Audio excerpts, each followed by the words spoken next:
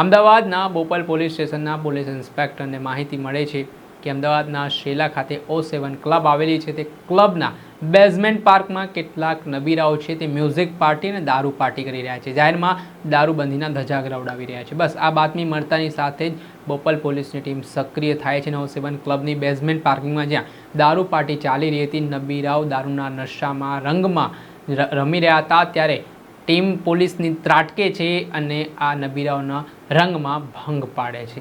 જેમાં 9 જેટલા લોકોની ધરપકડ કરવામાં આવી છે, જેમાં એક યુવતીનો પણ સમાવેશ થાય છે.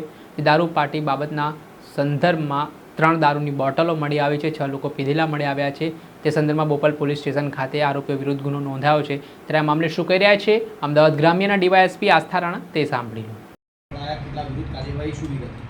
પોલીસ મહાનિરીક્ષક વિધિ ચૌધરી સાહેબ તથા પોલીસ અધિક્ષક શ્રી ઓમ પ્રકાશ જાટ સર અને એસડીપીઓ સાણંદ શ્રી ઉદય ગોસ્વામી સરના માર્ગદર્શન હેઠળ અસામાજિક પ્રવૃત્તિને રોકવા માટે કાયદેસરની કાર્યવાહી આપવા માટે સૂચના કરેલી છે.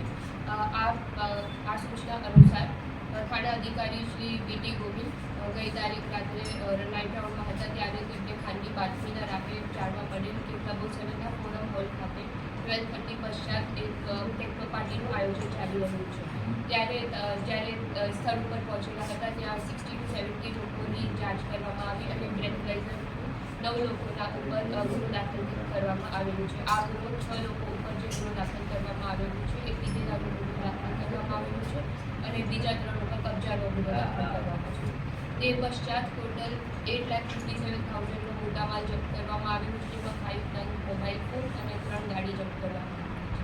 સાથે સાથે જે આયોજક હતા ટેકનો પાર્ટીનું તથા જે ક્લબના સંચાલક છે અને ઓનર છે, તમામની પૂછપરછ બી કરવામાં આવે છે અને બધી તપાસ કરવામાં આવે છે. આયોજન કરનાર કોણ હતા, કયા પર્પસથી આ પાર્ટીનું આયોજન કરવામાં આવ્યું હતું?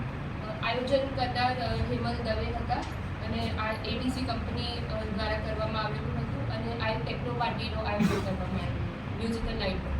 બીજા અન્ય કરવામાં આવ્યો કે 6-7 બીજા કોઈને લોકોની તપાસ થઈ હોય, બીજા લોકો સાથે જોડાયેલા પાર્ટીમાં એ લોકોને છોડાયા છે, એની શું ટોટલ 60 to 70 લોકોની ચેકિંગ કરવામાં આવેલી હતી અને ટોટલ અત્યારે 9 લોકો પર ગુનો દાખલ કર્યો છે અને આગળ તપાસ ચાલુ છે. જે તમામ જોડાયેલા હતા એ લોકોની પૂછપરછ કરવામાં આવશે અને બધું તપાસ પર પૂછશે.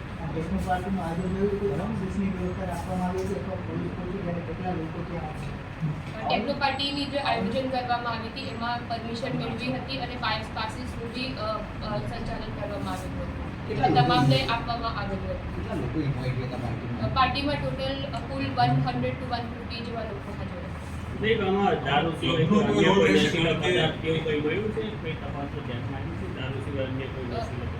કોઈ હકીકત જાણવા મળેલી નથી.